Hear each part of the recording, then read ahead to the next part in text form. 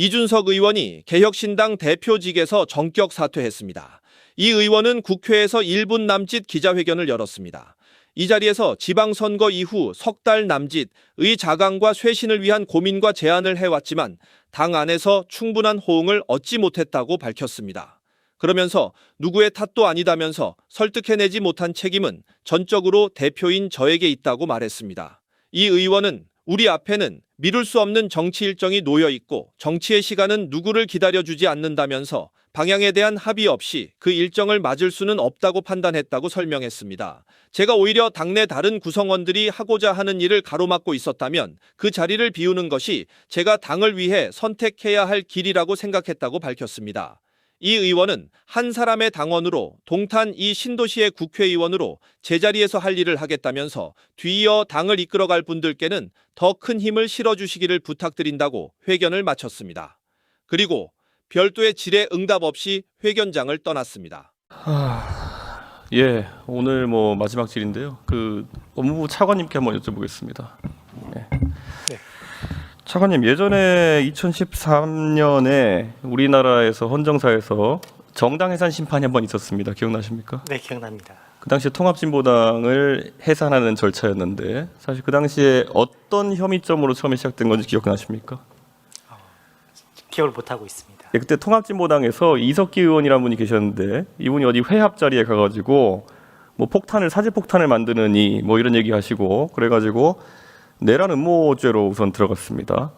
근데 나중에 이제 법원에서는 최종적으로 이제 이 부분은 무죄 나오고 다른 내란 선동이나 이런 쪽에서 유죄가 나오시고 이런 걸로 알고 있는데 그래서 그때 이것 때문에 1심이 나오기 전에 바로 이제 그 당시 정부, 박근혜 정부죠. 그 당시에 황교안 법무부 장관이 정당 해산 심판에 들어갑니다. 네. 그런데 그게 인용되었죠. 네, 그랬던 것으로 기억합니다. 그때 8대1로 김희수 헌법재판관 제외하고 8대1로 이렇게 인용이 되었었는데요. 그때를 기준으로 대입해가지고 한번 지금의 일들을 보고 싶어요. 그런데 예전에 보면은 이게 제가 괜히 말하는 게 아니라 작년에 국감에서 오늘 퇴임하시게 된 그 장관께서 이 가능성을 언급하셨습니다. 그래서 제가 오늘 묻고 싶은 거는 혹시 그 뒤로 법무부 내에서 정당 해산 심판 청구에 대한 연구나 아니면 검토 같은 걸 따로 진행한 바가 있습니까? 그때 장관님께서 말씀하셨을 때에는 네. 여러 언론에서라든지 이런 네. 문제 제기가 있었던 시기였고요. 그 후에 법무부에서 별도로 검토했던 사항은 없었습니다. 확실히 아무 자료나 아무 검토 사항이 없습니까? 아니면 인지하지 못하고 계신 겁니까? 제가 모든 것을 다 알고 있지는 못합니다만 제가 알고 있는 바로는 없습니다. 예, 사실 그때 한번 하나씩 살펴보면요. 그때 결국에는 그 이석기 의원이라는 분이 결국 내란 음모를 획책했다. 예, 음모죠. 그러니까 실행의 단계에 옮기지 못했으나 음모였다. 그게 인정된 것이고 그 다음에 결국 그 개인의 일탈이 아니라 그것이 정당 해산에 이르게 된 것은 그분이 그 정당의 주요 간부이기 때문이다. 라는 논리였습니다. 자, 그렇다면 저희가 2024년 12월 있었던 계엄을 놓고 봤을 때 계엄은 실제로 실행되었죠? 맞습니까? 네, 실행되었습니다. 내란으로 인정되었습니까? 재판에서?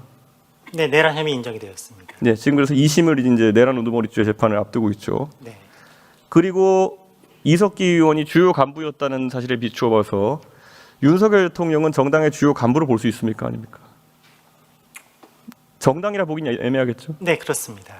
그러면 이런 것들에 비추어 봤을 때 지난번에 사실 장관께서 이 1심 판결 결과나 이런 걸 보고 정당 해산을 검토할 수 있다. 물론 검토가 안 됐다고 이제 차관님께서 아시는 범위내에서 말씀하셨지만은 그러면 만약에 이번에 2심까지 만약에 나오고 이 내란 재판의 결과가 만약에 맞따라 나오면은 법무부 내에서 이걸 다 추진할 수 있다 봅니까?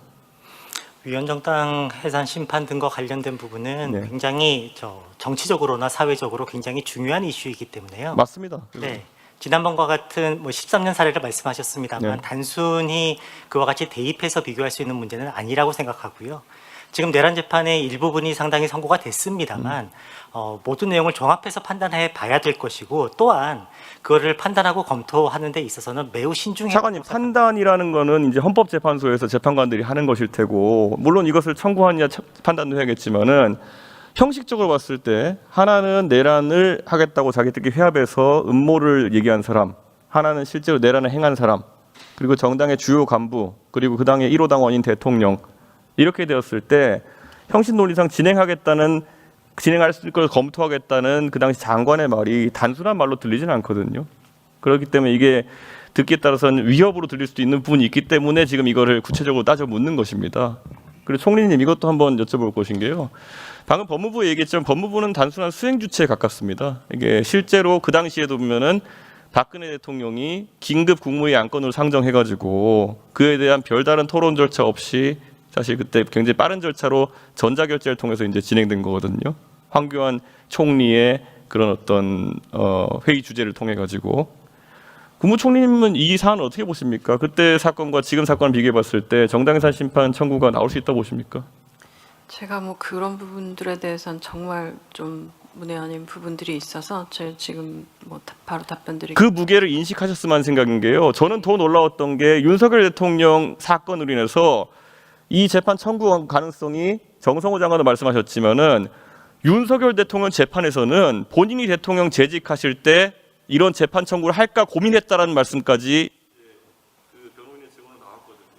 그렇기 때문에 방금 그 차관과 총리께서 말씀하신 것처럼 굉장히 엄중하고 조심스러운 절차로서 이것이 검토되어야 되는데 저는 이제 윤석열 대통령의 여러 가지 판결이나 이런 것들이 나온 다음에 정치권 일각에서 주장이 있을 것입니다. 이미 조국혁 신당 같은 곳에서는 이미 제기한 바가 있고 당연히 아까 통합진보당은 해산되었고 그 후신정당 진보당에서 언급할 것인데 이런 것들이 국정 안정에 있어서 굉장히 중요한 사안이니까 항상 엄중하게 검토하시기를 부탁드리겠습니다. 네, 의원님 말씀 잘 새겨 듣겠습니다. 네, 이준석 의원님 수고하셨습니다. 더 이상 질의하실 의원이 안 계시므로 오늘